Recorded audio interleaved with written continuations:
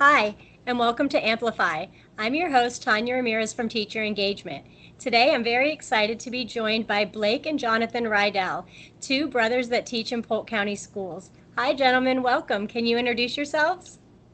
Absolutely. I'm Jonathan Riedel. I work at Garden Grove, currently doing ESC inclusion and TV productions. So I'm really glad to be here. Thanks for having us on. Yeah, and I'm Blake Riedel, and I'm from CFAA Winter Haven. We're actually my little portable right now, so you can see some of the aerospace things behind me. But I'm a sixth year Polk County Schools teacher, and yeah, love it. Me too, if you couldn't guess. All right. So, Blake, you said that you are part of the CFAA. Can you share what is that for people that may not know and give us a little background on that?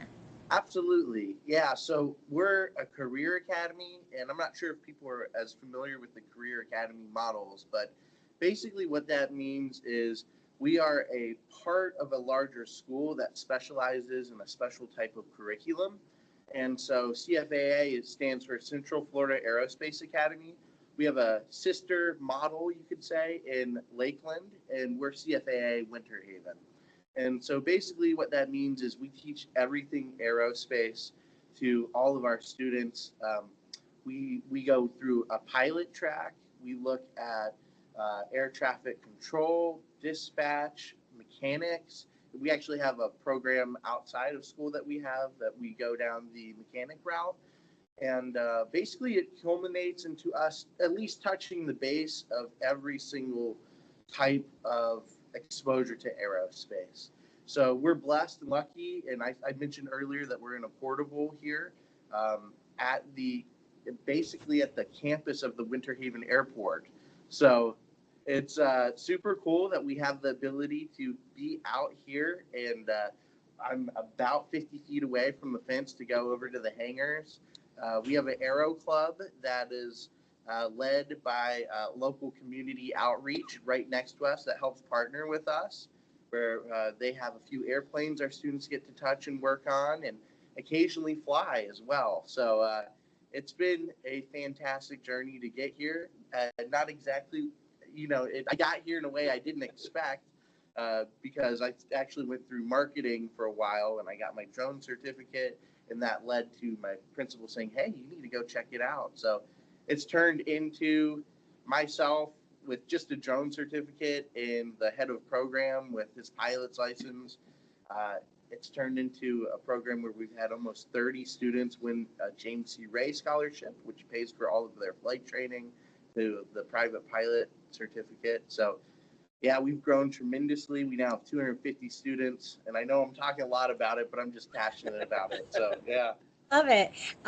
I used to teach fourth and fifth grade, and we would go to the Aerospace Museum that was my favorite field trip. So I love all that. Was a great time. That's awesome. It's Yeah. fantastic. They're starting. They would really enjoy it too. So maybe some of them will end up in that program one day. Yes, ma'am. Hopefully, fingers crossed. Yeah. So how do you feel like these programs support student learning besides the core subject? I know we always hear about math, reading, social studies, but this is something that, is different. How does that help support that? Well, what a lot of people don't know is that aviation is uh, a wide spectrum of things, and we always lead with pilot because that's maybe the one of the cooler job titles that you can have. But like I mentioned earlier, there's aerospace mechanics that have to have special certifications. There's flight attendants. There's dispatchers who dispatch the flights. And what a lot of people don't know is every single one of those careers has a high-paying wage earning potential. And so I think what that has turned into is, the idea of flying, which is really fun and it can be a nice hobby, but we kind of take a look at it from the professional side for the career, getting students ready to have a career. And the cool thing is nowadays, you don't even need a college degree to be able to pursue some of these programs.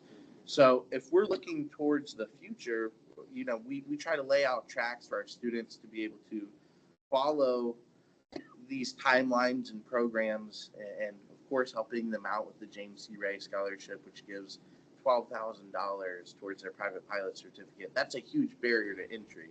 Yeah. So if you look at it as an addition to college or a replacement to college. It turns into a high-paying career. So I think that that's what we offer. That's slightly different than the traditional, reading, writing, math. I know that that's core, and I know that that's important, but we offer an actual program that can get you into a high-paying field. And although I work at Garden Grove, I have to say I also have I've been working on my pilot's license, and you use the core subjects, science, reading, and math. You use all of those when you're flying. You have to know your numbers, your knots and airspeed, all those different things. So shameless plug, I guess, because it has every subject within it. So not only do you get the actual specialized training like you were talking about, but you also get all of those core subjects in your day-to-day. Every field.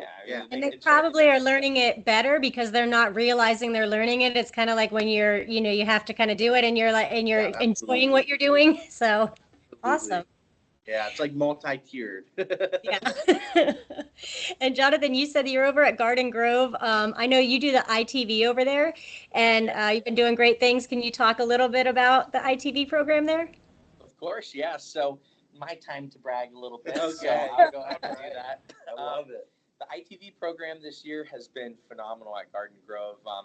Unfortunately, like during the COVID era, a lot of the things that we really used to look forward to, like the tactile learning, the getting in the studio, like all those things kind of went to the wayside for a couple of years. And I've noticed that collectively around the county. So there's been a big push this year from my administration. They immediately told me, like, hey, what are some things that we can do? You're young, energetic. What are some things that you would recommend doing to get the kids bought into not only our school culture, but also, again, hit on all of those core subjects without doing it maybe so repeatedly, like an adult manner, so to speak. And so because of that, they approached me and they said, look, we know, because I made it known to them that I have my original degree in broadcasting. And so they said, hey, well, you should know this stuff. You went to college for it. Why not give it a try?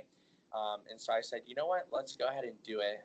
So through the support of my principals, I was able to get the program running in January. And just within that short duration of January to now, we've won some ITV awards at the county level where you guys do a wonderful job. And I got to say, I've seen some of the videos. They impressed me, what was coming out from these mostly elementary school students working on it on their own, right? Yeah. And you just helped edit the pieces together. Exactly. I just kind of like overseeing what they were doing. They were born with a phone in their hand, a lot of them, so they know the creativity. And it's funny. I watched some of the behind the scenes as he was clipping it together. He's like, no, we need a different angle. We need this. One of his students was saying all of that. So it's funny. They're ready to go. But they're creative, and it's funny. I think that one of the things that we as educators have to recognize is that we evolve with the times. Maybe the same static manner that you taught math 30 years ago might not work today, and that's okay because times change, people change, cultures change. So one of the things that I love about ITV is we lean into the creativity of, all the kids have TikTok, all the kids have all of these different outlets. So being able to tap into where their talents are and say, hey, we got this, you have that creative ability, now let me go ahead and harness that and push you in this new direction. That's something that's been really, really exciting. Awesome. My daughter was ITV at Davenport School of the Arts, and she went to Davenport High School and was the executive producer there, and now she's over at UNF pursuing that. So make sure your students know that it can lead to a career as well, because she didn't know that that's what she wanted to do, but once she got into that studio, it's like a path where she's like, that's all I want to do is work in the broadcasting. So really cool stuff. It's such a unique thing because a lot of, like I said, a lot of these schools, for whatever reasons, haven't had opportunities to be able to have their students showcased publicly. And obviously, TV is a very public realm. So I always also recommend to them to be well-rounded in every aspect. So that way, whenever, they put their best foot forward on camera, they can also do that off camera as well. And I'll add it too. I wanted him to share a little bit of the story, but he had some students that would come in that would struggle with confidence, right, for the most part. And basically they've came in and everything's completely changed. He's had kids that have went from kind of shy to outgoing. And I think that's a huge change that sticks around maybe longer than some of the curriculum, right? Yeah, and I think a lot of these kids, they might not even be broadcasters long term, but I hope that it improves their public speaking and their confidence, all those things. I'll just share a real quick story because I know we don't have all day, but I had a student who, the first time I ever met him, he was an ISS. And I walked in, and the student was so nice, so polite. Yes, sir. Yes, ma'am. That type of student. And I looked at him and I said, why are you here in ISS? Like, it's not computing for me. This isn't something you typically see in this realm. And so I pulled him off to the side and said, listen, you're extremely respectful. What happened? He said that, he got into it with his classmate or whatever it was. It was something that, blew up where he basically got sent to ISS. And so I pulled him off to the side and said, listen, you are one of the most respectful kids I've ever come across here. I want to put you on BBTV, which is the name of our program, but you have to earn it. So if you can do that, I would love to make you like a big thing for a cornerstone of our little program that we have. And so in a lot of cases, those kids just need like one thing that serves as an outlet for them to pour into. Throughout the year, he started improving. His grades went up. He actually ended up winning or coming close to winning multiple awards at the ITV level. And actually just today, because today is our last day and he was in 5th grade, he told me that, that I changed his life. And I was like, It is not really me. It was the fact that he was bought into the program. So he actually changed his own life, but being able to have that ability through the program was a huge thing. And that's what we're really starting to work on at Garden Grove. We want to give more opportunities and not less. So, yeah, fantastic. It sounds like you're definitely making an impact on your students. And I know that you do, in addition to the ITV, you also work with ESE Inclusions students. Can you share how they did this year and some highlights that you want to talk about? Yeah, absolutely. It's kind of funny. I tell my ITV kids, like, all right, I got to go do my real job now, which of course is ESE Inclusion.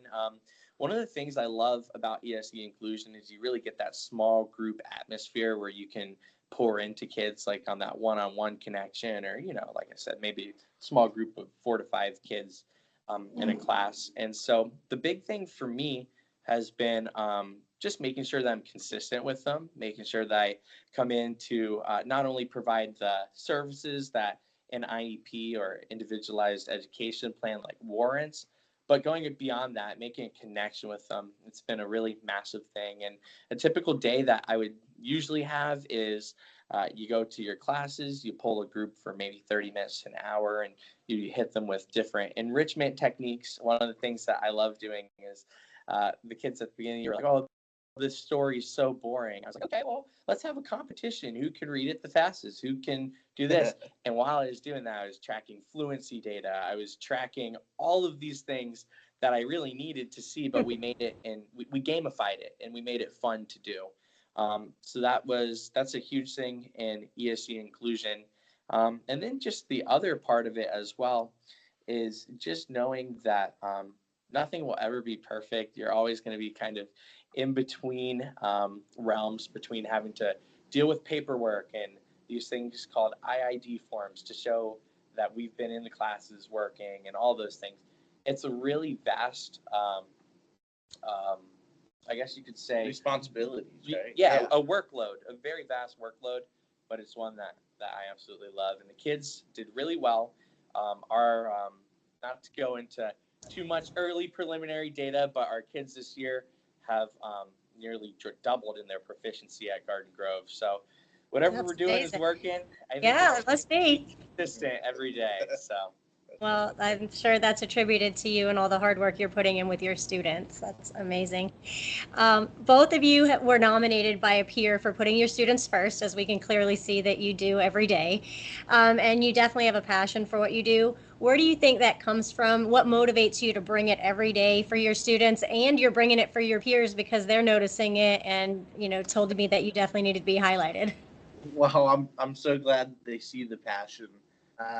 I think for me, and probably this is for both of us, I'm going to speak on both of our behalf, it's our faith.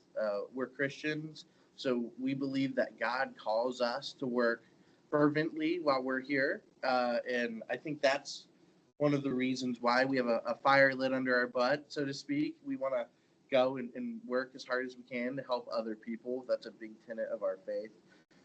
But individually now, I think for me, it's seeing the results of the hard work. And I'm gonna maybe use an analogy. It sounds a little weird, but it's like a farmer, right?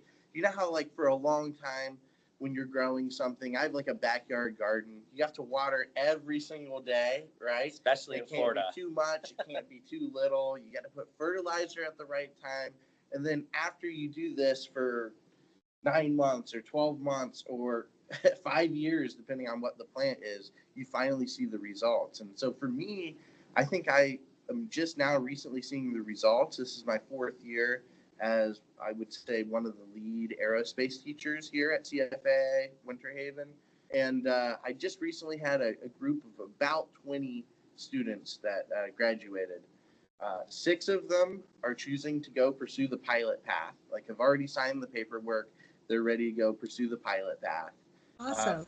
Another 7 of them are pursuing an A&P mechanic, which is a certified flight mechanic. They are allowed to work on all types of different airplanes. And then whoever was left, I think that leaves us with 4 or 5, right? Yes. They, some of them didn't choose to go directly into aerospace related field, but for example, I had one young lady that said, "Hey, I'm going to the military, but because of you, I'm no longer going to try to be a nurse in the military. I want to try to be a mechanic within aerospace in the military." So it depends where her testing leads her, but basically I've kind of created, and I'm not going to take all the credit for it. Miss Parker, who's out here, does a fantastic job, and Mr. Hughes, our head of program. We've created a environment where we're looking towards those results and seeing those results. Like at graduation night, every student comes up to you. They want to thank you for what you did. That makes it all worth it. Awesome. Yeah. And what motivates you? Man, how do you even follow that up? You gave the analogy, you gave everything.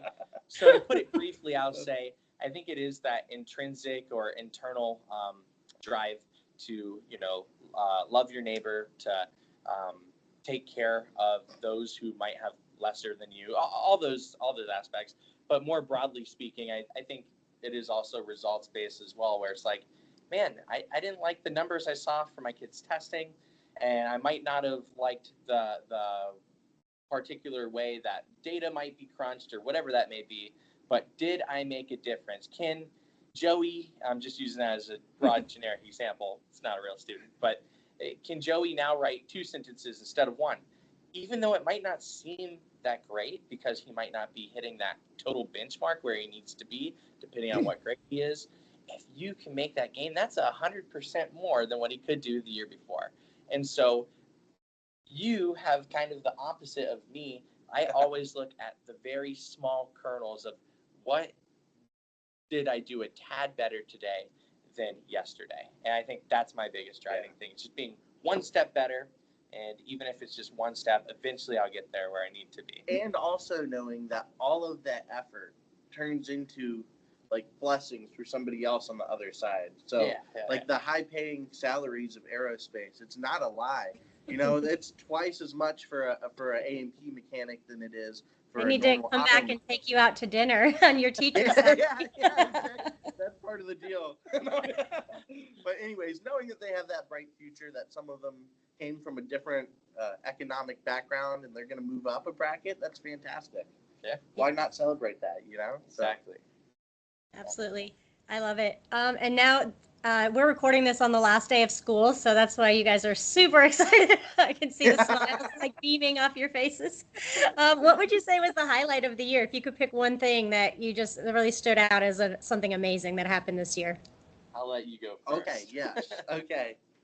So we had graduation a few days ago. It was amazing seeing all of our students. We got a nice little group picture. Each one of them telling me their exact plans was fantastic. Because, a lot of them, they take a little while to figure out. I was one of them. I think I made my decision in May. So some of them made their decisions in May. So that was fantastic. And just seeing all the students, I taught, I think I added it up. So I'm like 1,200 students already in my career. So Wow. a lot of them, I want to say about 300 of them had graduated. I taught them in different roles before aerospace. So that was amazing. But today, I actually walked in, and we, as teachers, we have like the end of year checklist that we have to do: clean the room, move stuff over, defrost the fridge. Don't dampen the mood, man. Yeah. Come on. Chase I'm the not all the way done signatures. with that. Yeah, I'm not all the way done with. But as I was going to go get that checklist, I looked in there, and there was a letter from a student. And I didn't mention this, but my 5th period class, we're actually building the frame of an airplane. It's not going to fly, but we're riveting it together for the purposes of learning how to rivet, how to cut, how to use tools, all of that. And this year I had 2 students, but one student in particular that like would go above and beyond. He'd rivet like every hole. He'd drill out the rivets that were kind of put in incorrectly. And this student was just amazing. And I got a letter from him today talking about my class was the reason why he chose to go into an engineering field at the next level. And then it was 2 pages long, handwritten, saying thank you for everything you've done to make it fun and exciting. And if I'm being honest, it brought a tear to my eye in the moment. It probably almost is now.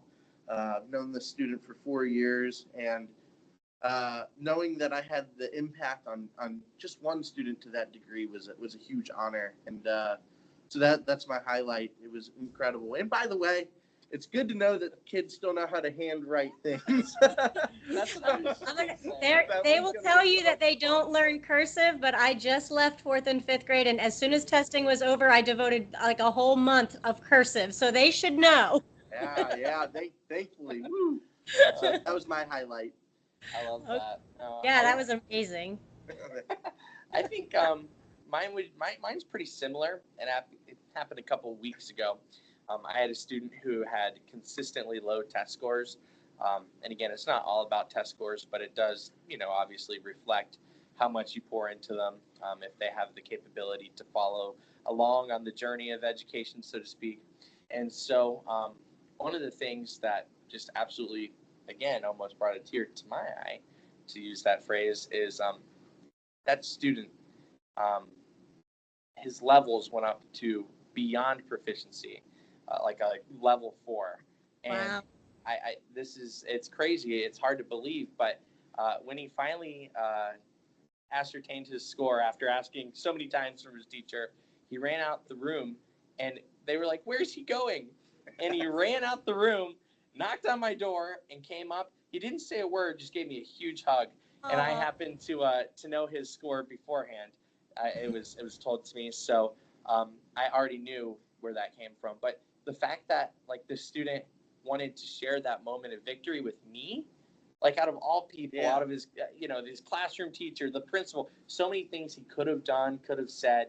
And instead it was like this unspoken thing of like, thank you so much for bringing me to this point. That just brought a warm feeling to my heart. And then of course you get, as we all know as teachers, the end of the year gifts and stuff, and those always bring a smile. And I always say it's not about any type of monetary number. It's not about the object. It's about the heart behind it. And so I actually just got a letter today from that same student, and it was a really heartwarming moment. Yeah. Yeah, and sometimes you see it just go full circle. That, like I said, that one student that I had 3 or 4 years ago, you'd have no idea if you'd choose anything in aerospace. And he's like a pretty elite high school swimmer, so sometimes they focus on other things outside of their curriculum, but the fact that he chose aerospace, the fact that he did so well in the class, he was like the driving factor behind the class. And then to thank me for my service, I want to thank him, So yeah, it's fantastic. Well, I want to thank you guys for everything you do for our students and all the dedication and hard work you put in, and your passion and everything. It's clear and visible, and we appreciate you. And before I let you guys go, I would like to ask you my one final question, and that is, what was your favorite cartoon when you were a child? This is that traditional question. I love it. So I would say mine is Roadrunner. Don't know why. My mom just always, like, I love little beep beep as a kid. Yeah. And so my mom has always kind of said, like, oh, you're my Roadrunner, like running to the next thing, trying to do the next thing. So that's mine. I would initially say Tom and Jerry because that's like the one that I remember the most. But as you were asking the question, what was that one with the foster home for the imaginary friends? Do you remember that? Yes, I do. That one was. I haven't heard that one. Yeah, it was. It's a very niche audience, this guy over here. I don't know. I'll go with Tom and Jerry for simplicity. So that way someone can understand this. We'll just go with Tom. Somebody out there is going to be watching and they'll know that one. They'll be like, oh, yeah, that was the other guy watching that. What is the comment, right? I don't remember the name. It was, I remember. Yeah. That was a good show, not going to lie. Yeah. Well, thank you all for listening today. And until next time, I'm Tanya Ramirez. Thank you guys for joining us today. And keep amplifying the good. Until next time, goodbye. Right, thank you.